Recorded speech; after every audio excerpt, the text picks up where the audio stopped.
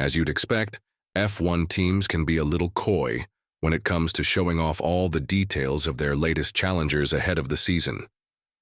This is especially true when the design elements in question might be quickly copied, which would ultimately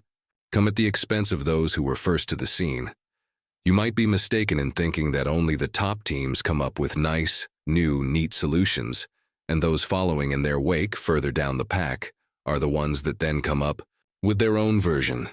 However, more often than not, it's actually the reverse of that, with the smaller teams needing to find something that provides a small edge, only for it to be reverse-engineered by the bigger teams, who have more resources at their disposal and can push the design further than their counterparts. Williams arrived in Melbourne with a fresh take on the rear wing's tip section, with what looks like a bite taken out of the upper corner of the surface. The tip section, and how it connects to the end plate, has already been an area of intense development for the teams during this regulatory cycle, with numerous solutions being dreamt up to counteract their intent. First to the punch in that respect were Alpine and Aston Martin, as they both conjured up similar semi-detached tip sections at the Monaco Grand Prix in 2023, with the rest of the teams following suit,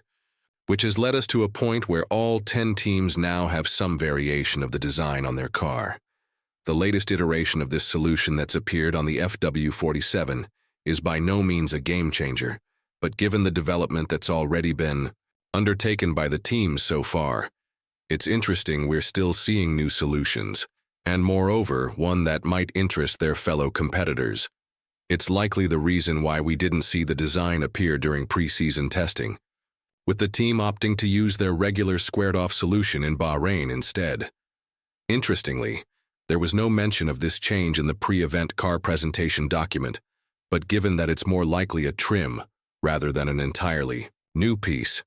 they may not need to note it. After all, there's been far larger items gone unlisted by teams in the past.